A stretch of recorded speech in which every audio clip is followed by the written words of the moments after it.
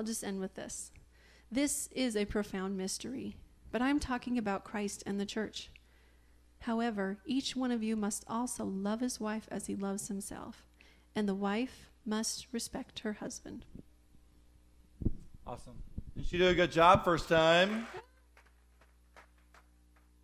One of our goals through this just opening of the series this week is to help us understand that God has a vision for the way we live out our marriages, our households, and our families. And let's be really honest. When we look across America right now, the vision that America has for marriage is incredibly distorted. For the most part, marriage is, if it's convenient, we keep it. If it's not convenient, we ditch it. And biblically, just so that we're all clear, there's only a couple reasons that divorce biblically is allowed. One of those is because of unfaithfulness, and one of those is because of physical endangerment or abuse. And I want to tell you something, though. Just because those happen doesn't always mean it's still right to get a divorce. Because the same power that raised Christ from the dead is available to redeem marriages. And as we go through it, one of the things that we need to understand is that God has called us, like Heather said. I believe with all my heart that the church should be the most innovative, progressive, creative organization that's ever existed. Within the church should be some of the best marriages that people have ever seen in their entire life. And the only way that we can do that is by fulfilling Christ's example to us. And this is a spiritual principle, so if you're tired of hearing about marriage today, this is a spiritual principle too. Are you ready? God will never, ever leave you. His love is a love that is sacrificing. It's a love that will pursue you. It's a love that will chase you down. It's a love that was created at the beginning of time to be in an intimate relationship with you. And I want to ask you a question this morning as we begin this series. What if God treated us the way that we treat marriage in American culture? Well, I'm tired of you, so I'm done. Or what if God's love had measure to it?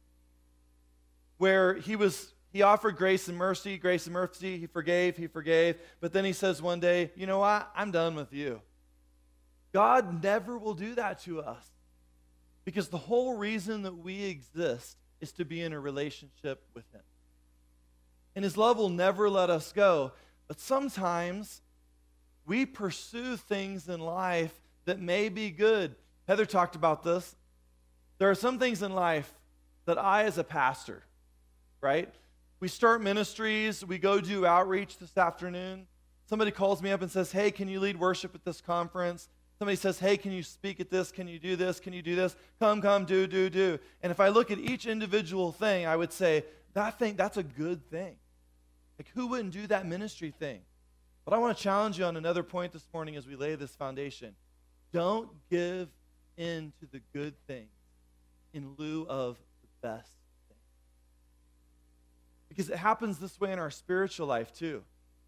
You will have choices all the time in life to make a better house for your family, to do yard projects, to work, and to make more money.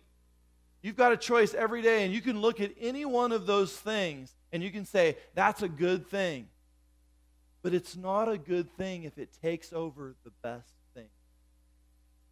And in our relationship with God, sometimes we love to live on grace and mercy. Grace and mercy is a good thing, right? Oh, I love the grace because I can make some errors. I can sometimes make some bad choices, and the grace and the mercy covers me. I'm a big fan of grace and mercy. It's a good thing. But you know what? It's not a very good thing if it's in lieu of the best thing. An intimate relationship with Jesus Christ. And one of my challenges for you as we begin this series is that, first of all, this is applicable to all of us because our perfect example of how we live out our marriages and our households is by examining how Jesus Christ modeled his life to us. And when we look at his life and we look at the way he lived it, his sacrifice, his work ethic. Here's something we don't think about very often. You know that marriage requires marriage work ethic, and that love is not an adjective. Love is a verb. The world says, well, go get counseling, tell them that you've fallen out of love, and you know what often even Christian counselors will say today? I think it would be best if you split apart. That's not biblical. Because we sit down and we say, well, you know, I just don't feel anything for you anymore. You've changed. The truth is, I quit loving. Because love is an action. Love is not self-seeking. Love is not boastful. It's not prideful. Love is compassionate and gracious. Love pursues us as we should pursue. And that, if we look at Christ's example of how he loved, we will have some of the best marriages that could ever exist. You know why? Because Jesus Christ is in the center of the marriage. And it's powerful. And my challenge for you this morning is a spiritual challenge, but it's also a marriage challenge. Are you living your life in your household and in your marriage and in your relationship with Jesus Christ in such a way that Christ is the one that is setting the passion and the love in the center of your marriage? And are you, as an action, pursuing relationship, or are you settling for status quo? Because the truth is, you can pursue lots of good things in life. But what Jesus Christ offers you this morning is the best. Blessing, hope, peace, joy. And he desires more than anything to flood your life with those things. But sometimes what it requires of us is that we give up good things and we go after the best things. And this morning, we're going to end by singing a song together that talks about the fact that the Savior can move mountains. And I want to encourage you this morning, whether it's in your relationship with Jesus Christ or whether it's in your relationship with your spouse, that you would realize that through the power of Jesus Christ, nothing is impossible.